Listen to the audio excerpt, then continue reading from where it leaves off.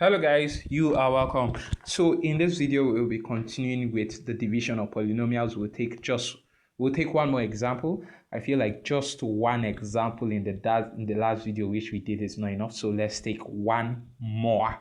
And you see the polynomials we are given there. I know someone who is just starting their journey in the division of polynomials is already getting scared, like, oh, this looks more complex than the last one. No, don't be shaken. It's not difficult. We just follow the same steps and then you arrive at your answer.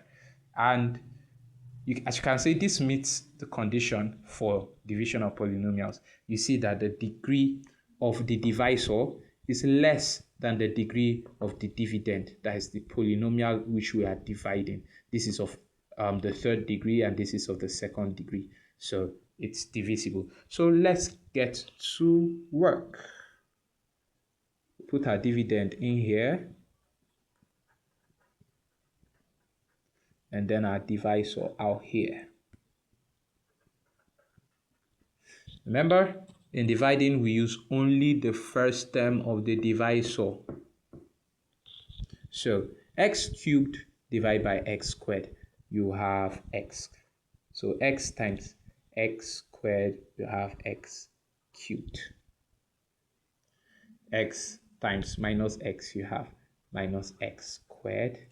Then x times 1, you have plus x.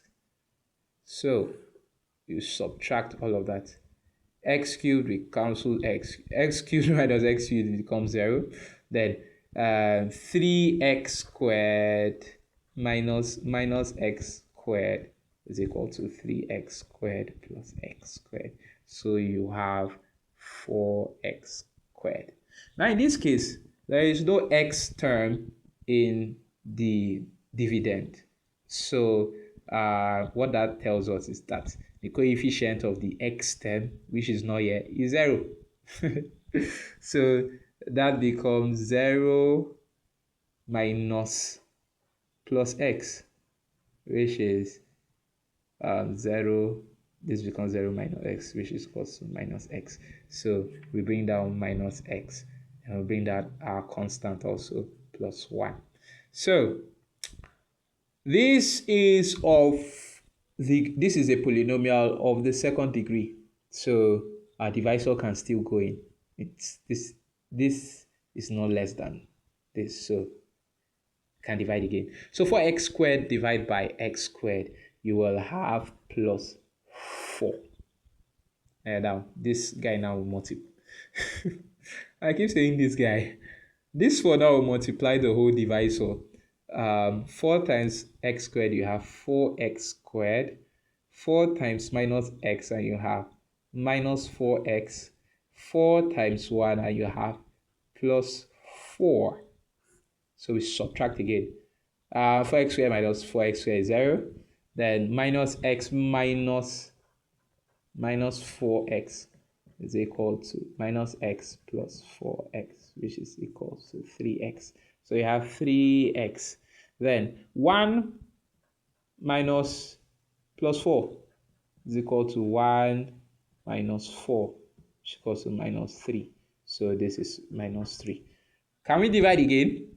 No, we can't, because this has been reduced to a polynomial of the first term, and our divisor is a polynomial of the second term. This is greater, so it can't divide no more. So this is where our division stops, and this becomes our remainder.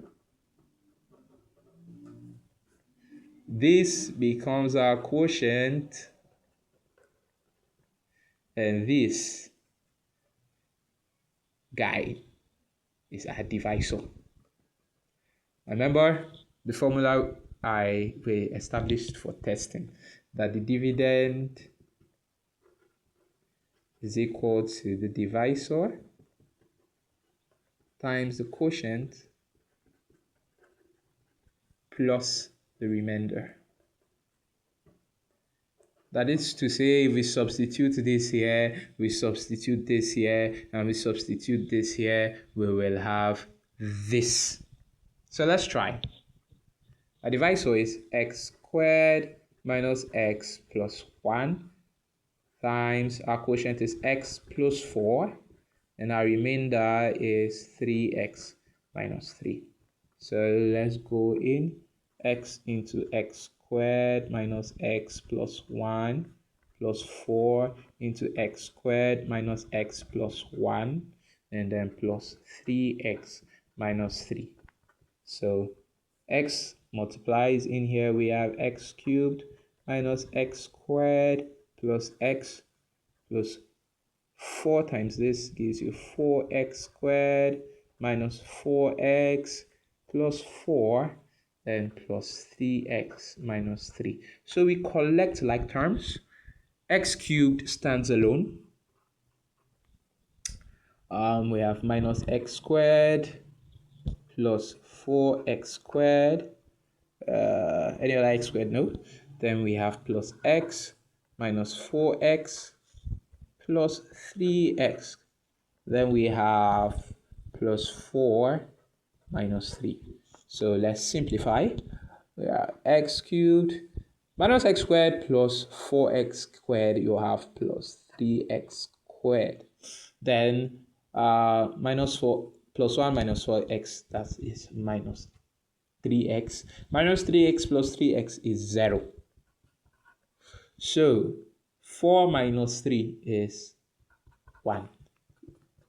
This is still equal to 3x squared plus 1.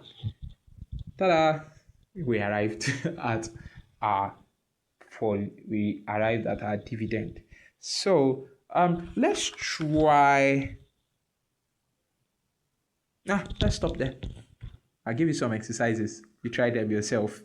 And I hope this was helpful. If you found this helpful, please, if you haven't subscribed already, please do well to subscribe to this channel, like this video, and please share with your colleagues. Thank you.